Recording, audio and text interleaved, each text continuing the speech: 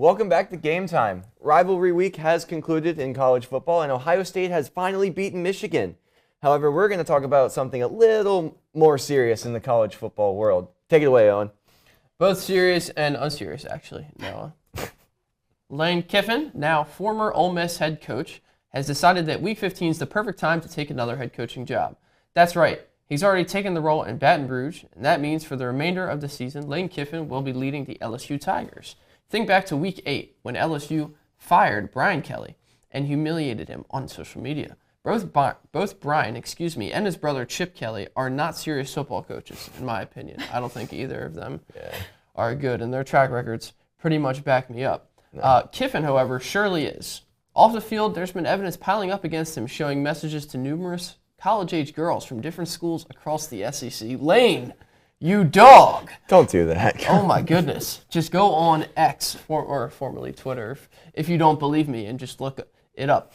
On a more serious note, though, what do you guys think of a coach leaving a school before the season's over, especially a team that's 11-1, coming off of a 5-game win streak? Was this uncalled for Lane Kiffin? I think so. I mean, to be fair, you've just turned around this program. Basically, they're fourth in the SEC. There's like 4 teams that are 7-1, but I think this Ole Miss team could go really far in the playoffs. And just for him to leave, I mean, you can make that decision, but I mean, that's just going to turn the whole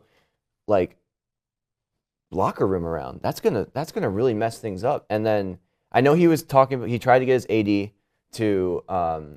He tried to get the AD to allow him to finish the season, but he wouldn't let him. And then he tried to blame the AD for it. Supposedly.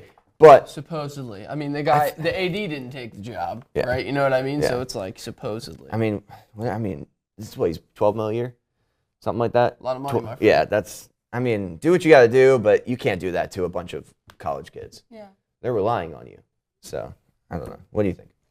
I think it's pretty messed up. I read something too that he's starting a lot of rumors that these Ole Miss fans are kind of attacking him or like coming at him, chasing him off the road. Yeah. What does that does that have any? I believe that. You believe that? Yeah. Does that have any evidence to back it up though? I believe that probably happened one time, and he was upset, and then the media rolled with it. Yeah, a bunch of fans saw him, but I mean, you're right. He is kind of making a mountain out of a molehill there. You're gonna have a lot of controversy around your name. Yeah.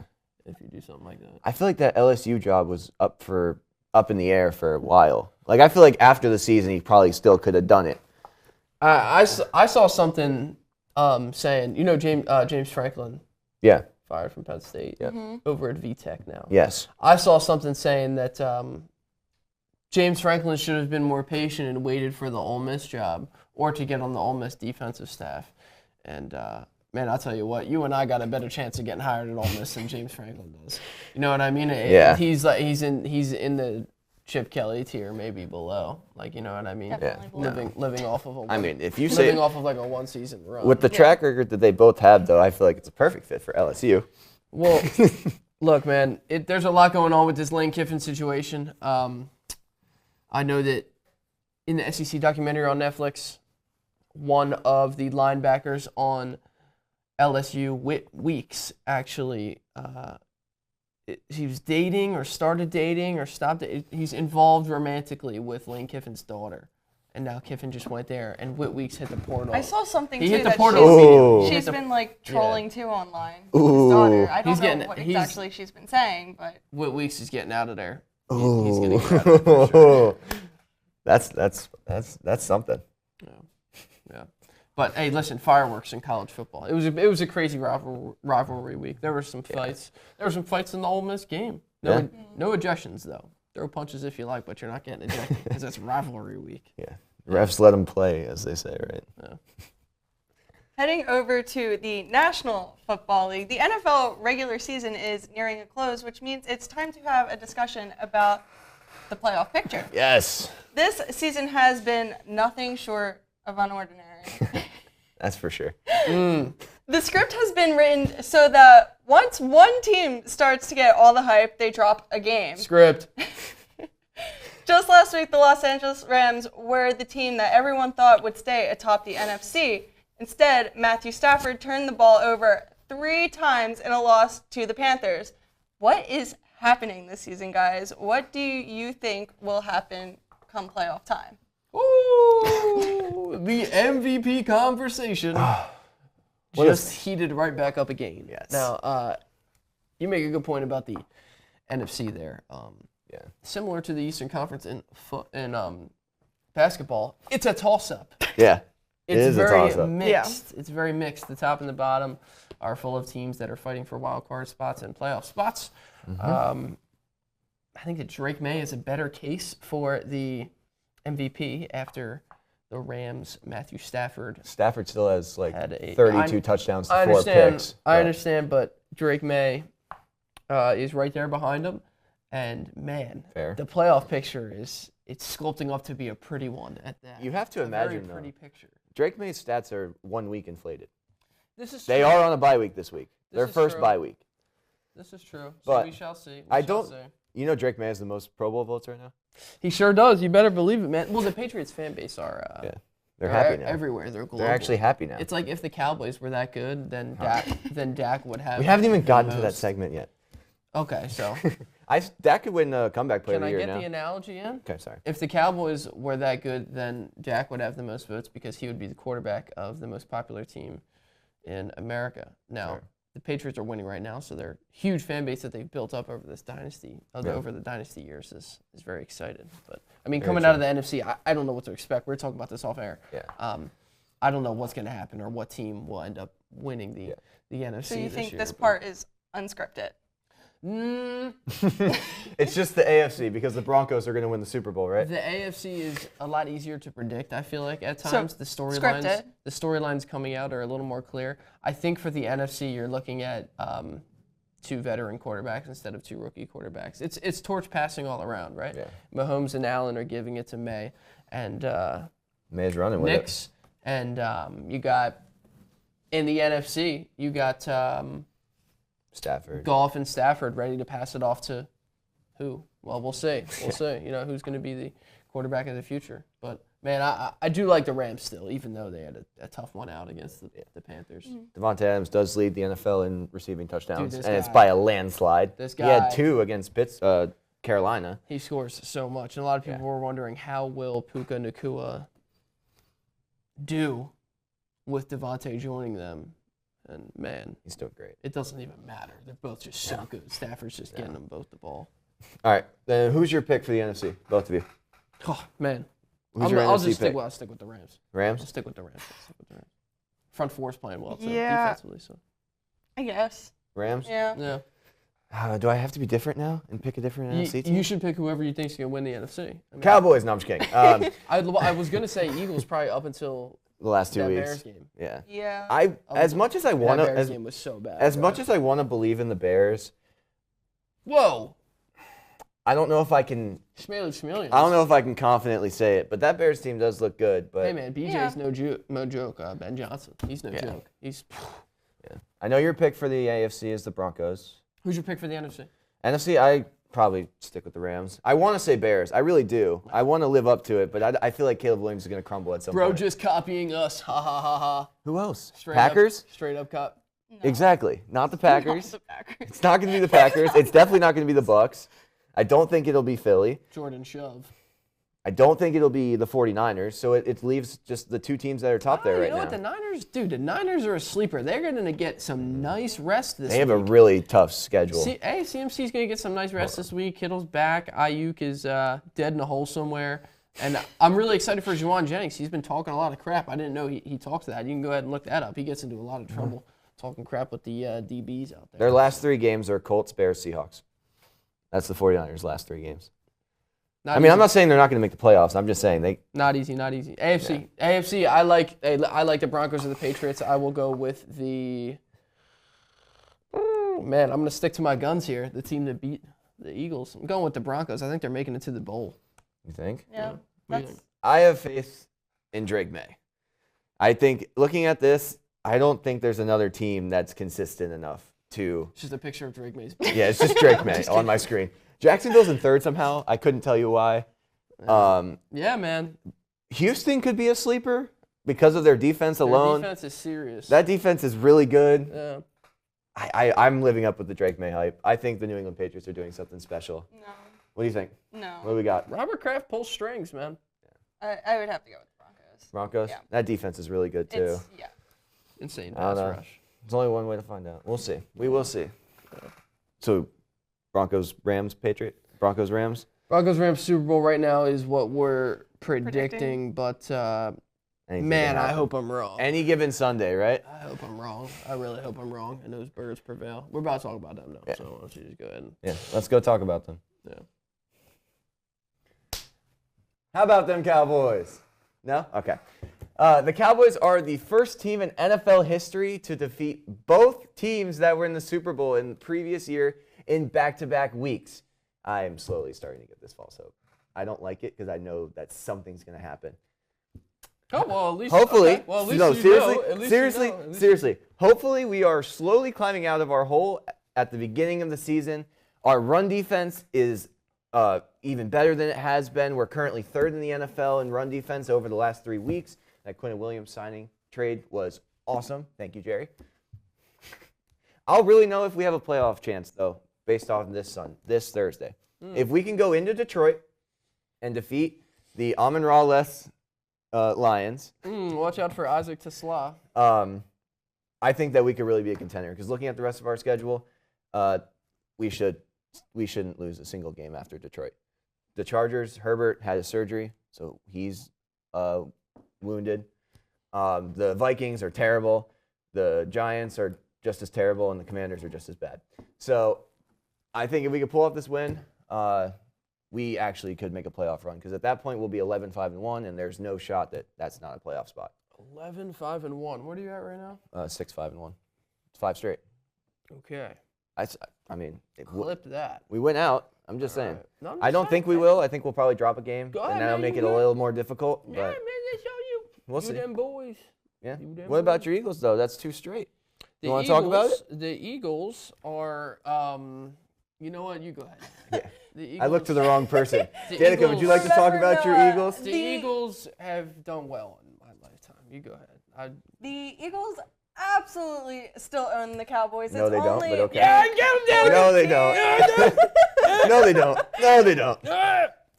There's a lot of football left. Well, they found Petula's house. Oh, what'd they do to it? What'd they do? They egged it, rightfully so. They threw it down the middle, and they egged them. Just give him a taste of his own medicine, I suppose. Does he like eggs? I guess so. He must love Does he eggs. like eggs? The Eagles' offense has been unbearable to watch. We're going third and out 33% of the time. Yikes. That has looked like it's going to continue to rise after that awful performance against Chicago. The Eagles looked bad on both sides of the ball, though. You can't just let the defense off the hook. You guys were being booed after every possession, Almost. by the way. Almost. What about that defense? You guys are- Our run stopping has been extremely ineffective. Both Swift and Monongai. Manangai, There you thank go. ran for 100 plus, something that I've never seen in all my years as a Birds fan. Who wrote this script? It's fine. All right. Well, listen, they haven't done that, in like our lifetime as Eagles fans. Right. Looked it up beforehand, so. How did it feel being booed after every offensive possession, though? Not great. That happens even when we're winning games. I gotta be honest. The fans are pretty ruthless. I mean, they're gonna boo no matter what's going on. They'll boo if like That's true. something happens in the crowd. They'll start. I mean, you were voted, worst fans again? Rudest fans. Again. Number one. Again. Again. Run it back. The only thing we're winning consistently. That's all right though. I mean, Oh, man. there's worse things you could win, like nothing. All right. Do you think that the fans are kind of? Wow. kind of Wow, too you just threw that in there. Okay. Do you think these fans are a little too crazy for finding the man's house and egging it though? Versus- Absolutely not. He needs to get motivated. I mean, what does he even do? Nick Sirianni, last Like a year, stick. they fired Brian Johnson and he shaved his head. He went insane. He shaved his head. And then we played really well after that. So there needs to be a shakeup. We need to figure something They're out. just lighting a fire. I don't know if Under- that's the best way to do it, throwing eggs at the guy's house, but maybe if they just hit like the vehicle. I don't know. I mean, something that was easier to clean. Okay. He's still human. He is. And he's a terrible offensive coordinator. I mean, he Not a terrible human. He terrible coaches like a offensive wounded coordinator. turtle, so I don't know what you want me to do about that. You're telling me, listen, all right, just the offense is sluggish, the defense is unmotivated. That's the bottom line, okay? Hurts looks like he has some kind of incurable disease. He does not want to throw over the middle for some reason. Throughout his history, Dak loves throwing over the middle. throughout his history, he has been able to expand the ball to all parts of the field. The only issue was slightly underthrowing now. I mean, all of a sudden, he's not just underthrowing it, he's not throwing it over the middle. I don't know if Kevin's not drawing it up for him or what. But what's up with Saquon? You know, as the run game magic Madden that curse. we once had leaves us, Saquon starts to look human again. Maybe it's the Madden curse, but maybe it is. No, it's definitely the Madden curse. I was gonna say maybe it's a lack of health on the offensive line, but even still, there's been some holes that you can hit. They've ran back some of the tape, and it seems like it's not just him getting smacked right away. Sometimes, you know, we're only giving him 6, 8, 10, 13 carries, but he's not exactly hitting the hole how he should. So, I mean, I don't know. Defensively, the front four isn't doing its job effectively, which has put more pressure on everybody else around them. Our guys look tired in the second half against the Cowboys and the Bears. The lack of scoring surely doesn't help morale on the sideline. Whatever's going on must be fixed soon. It's okay. AJ's happy. We know how good this team can be. We don't need to cherry-pick stats to be taken seriously. AJ's not happy, bro. He's been crying all year. We need to get back to 5-yard runs on first and second down, clogging up the inside for the other team when they try and do the same. Oh, man. The Eagles have to go back to the basics. Back to the drugs, back to the money, back to the life. Yeah, feed Do you Saquon. guys know that song? Back to the basics? Fake fans. That's okay. If we're stuck with Patullo, we can't win the Super Bowl low.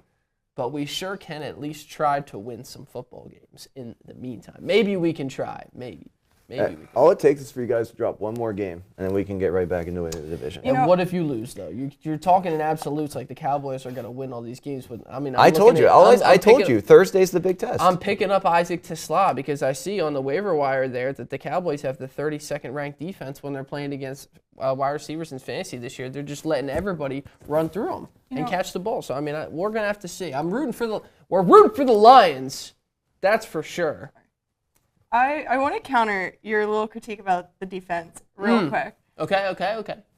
You say that the offense is going 3 and out 33% of the time, right? Yeah. So if the offense is constantly getting out as quick as they possibly can, the defense is playing majority of these games. This defense is tired. I did say that. I did say that they were going to be tired. However, But they are tired, and then obviously they can't play an entire football game. At the start of the Bears game and the start of the Cowboys game, both games, Javonte and then Monungai and Swift were running through us like a knife, a hot knife, through butter, margarine, if you will, something even softer. Okay? It was not good. No bueno. Okay? Now, we can't give them a cop-out and say, oh, defense tired. No. I'm not giving them a From the cop-out. get-go in those two games, though, if we're going to talk about recently with how bad they've been, from the get-go, we were letting them through. Our game plan was not there. Fangio can only save us so much. Game theory helps, but game script is more important. We're going to see what happens with the Eagles. I mean, I'm very nervous. This offense needs to get it together, or else we are never going to win a football game. You can't win a football game if you're not putting points up. Yeah, we are not scoring. So you cannot. We're not scoring. You cannot blame the defense for the entire game if your offense is constantly putting them on the field. Not the entire A goose game, egg, no. as they say. Not the entire game, no. But, I mean... I'm having a blast listening to this, by the way. This is making me so happy. The Eagles fans are after each other. Yes, this is making me so happy. Look, at the end of the day, we're at top of the division. All it takes is one win to turn this whole boat around. Just one win. Yeah, you gotta get that one win. We will. You got the Chargers next week. You're gonna get that win. We don't even know if Herbert's gonna play next week. They have no Herbert, but I mean, we could still easily blow that. What do you mean? That's Trey Lance. Oh, he's bad. Yeah. Yeah, you'll be fine. Yeah, but we can't stop the run right now. They get Vidal going on the ground. We're cooked. I think, isn't Hampton coming back? God, that'd be even worse. We will see. Only time. can tell. Only time will tell. We say this every week. We do, but it's a great saying. Because football is just not unusual right now. Yeah, it's something. Last week, we talked about the NHL's inconsistent approach to player safety. We might be seeing another example of this contradiction. The league is pushing back against a new helmetless warm-up trend started by the Ottawa Senators in Vegas. The Senators claim going bucketless was to change their luck, Bucketless. losing 6 games prior to this change. This sparked copycats around the league, with San Jose and New Jersey following shortly after. Players say that the switch was a harmless way to have fun and build team chemistry, kind of like a shot at a morale boost. Very interesting indeed. Yeah. But the NHL says the rule is clear. Anyone who's entered the league from 2019 onward must wear a helmet during warm-ups. Absolutely no exceptions. The league has not issued any fines yet, but has set a clear reminder memo. Even still, it raises a few important questions. If safety is the league's priority, why were teams allowed to ignore the rule in the first place? Does this highlight a league stricken with safety issues? Also, is this a harmless infraction from the Sens, or is it a shot at the league? Well, I'm sorry, just creasing here at the moment. It could be a shot at the league from the Sens. However, I think it could be more of like a style thing. It's a little bit of everything, but mostly I think it's a style thing. I think that they literally just wanted to switch something up because they think it looks cool, it feels cool, and yeah, sure, they were losing games, but they are still fourth in the Atlantic with the Red Wings hot on their tails. So good luck to the Sens, but I don't know that the helmet thing is. I don't know if it's as much them. I mean, it's just being warm-ups. angry and upset as it is them doing kind of like a rally cap type thing. Like, let's just you know what I mean? It still raises too many questions about if this is safe. I don't think it's safe. I mean, you I'm not can see agreeing your puck with the fact flying that across the ice, and all of a sudden it's hitting you in the back of the head. Yeah, that makes sense. But I'm not saying it's safe at all. Yeah, no, I don't agree with that. But it is still warm-ups, though. But at the same time, I mean, things happen in warm-ups. We saw it with who was it? What quarterback did that? My God, I'm Anthony blanking. Richardson? Yeah, Anthony Richardson injured himself for the year in warm-ups. they weren't even playing. He was using a stretching band. He hit himself in the eye. That was unbelievable. Yeah, You know, but anyways, I digress. What gets me is veterans like Claude Giroux play on the Senators now. Yeah. And, I mean, I say this just as he's a former Flyer, but you're supposed to be a vet. You're supposed to be the leader of this team. I believe he's the captain for the Senators, too. Like, why are we allowing our young team to do something so idiotic? Why are we allowing our players to get hurt? Maybe he doesn't care. I don't know. That's true. I just want to know why they're not finding anybody. He could be past that point. Well, maybe the league doesn't care just yet. You raised the point of if safety's supposed to be the number one priority, why aren't they doing things like finding anybody? Yeah. Maybe safety's not the number one priority. Maybe they're shifting towards the dough is the number one priority. And everyone's switching toward the dough. One of the players did make a comment that this idea came just from a team dinner of like, let's switch things up. Let's go out without our buckets. So they say. And until one gets domed by a hockey puck. Yeah, so they say. That's just tough to tell. It's really hard to tell, but safety needs to. As long as the Flyers ain't wearing them, we got enough dummies on that team. Got enough guys getting hit in the head. That's very fair. We will be finishing it up with the NBA tonight. The Sixers have been good, even though they've had some tough losses recently. I still do believe. I'm just as delusional as the rest of us Sixers fans. Now, over the weekend, it was a springy Hawks team led by Jalen Johnson and newly acquired Nickeil Alexander-Walker from Minnesota, of course, who took apart the Sixers defense. Johnson finished with 41, and Alexander-Walker had 34. I've never seen him score more than 30 before. Tyrese Maxey had 44 in the loss, which means he's averaging 32 in the last 10 games on 46% shooting. Do your dang, Maxey. He'll look to continue his tear this season against the young Wizards. Shortly, actually. That game will be kicking off very, very soon. He's averaging 39 and 10 all time against the Wizards. Oh, wow. Tyrese Maxey, our future MVP. Yeah, you never know. You better believe that's only once Jokic retires and goes back to his horses. Jokic, yeah. For the time being, Jokic is the best player. Yeah. Maybe ever. Yeah. Better than this guy you're about to talk about. LeBron James and the LA Lakers are off to a rocky start this year. They just lost at home to the Phoenix Suns last night.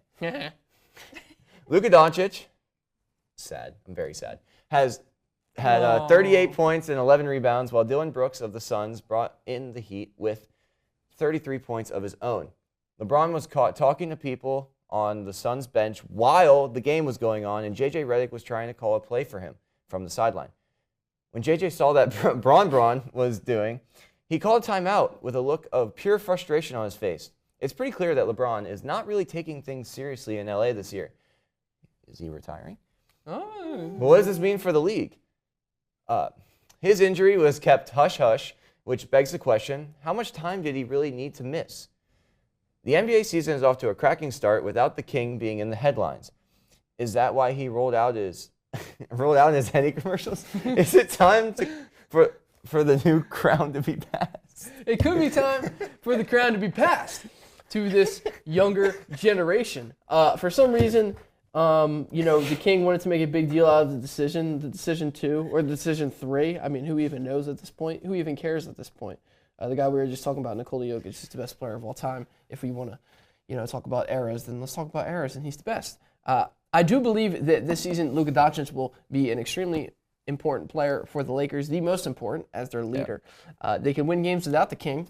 However, they will lose games if the King's playing and he's talking to people on the bench. Yeah, that's crazy. Dylan Brooks was kind of mocking LeBron a little bit, doing his celebration after he had a nice finish at the rim. LeBron was cheering on Bronny from the bench after he was guarding up.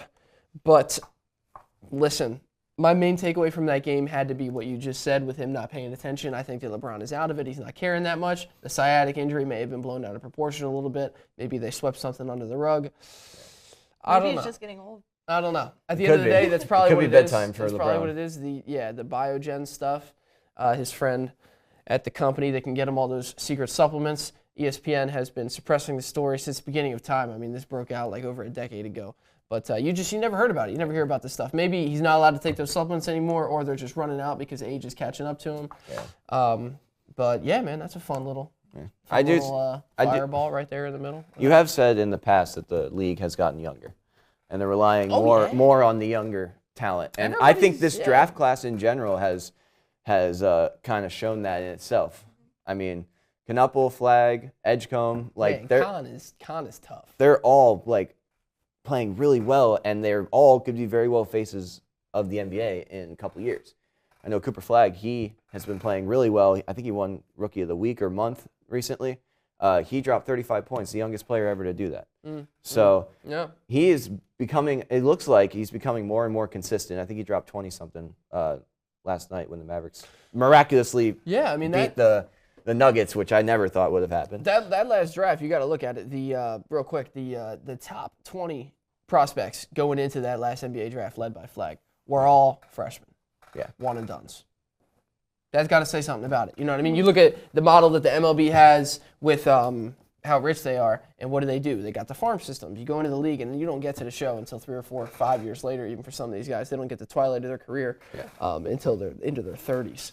Yeah. So late 30s. So that can happen, but then you also have in the middle of the two extremes, hockey. Hockey does it right. Hockey's been getting younger and younger and younger for years. They draft them, but they draft them super young. Draft them super young, and then they force them to play in the OHL, the AHL, or send them into college. And what was the NBA's adaptation of that with all this transfer portal stuff? And now everybody's trying to be a one and done, or they're going here, here, and here. Yeah. G League. Yep. The whole G League thing, the Ignite team, the Ignite program, where it's it's not just guys going to the league and they didn't quite make the cut and they go to the G League. The Ignite is like this another league for young guys. Yeah. They get an opportunity to play before they're drafted. They can kind of use that as college playing experience. So Jalen Green was a product of that. Yeah. He's an absolute dog. But yeah, I mean, it's definitely getting younger. The league's getting younger. All the leagues are getting younger, but the NBA is definitely. I think that's for the good for all sports, though. Yeah, for sure, definitely. Because, like we said, pass the crown, pass the torch. Yeah. It's definitely for the good. Yeah. And that will conclude this episode of Game Time. Unfortunately, this is going to be the last one of the semester until the spring. But don't be too upset, because even though I am graduating in just a couple weeks, I will still be back in the spring at the desk with you guys. Yeah. We're not going back to the dugout yet. All right. Happy holidays, everybody.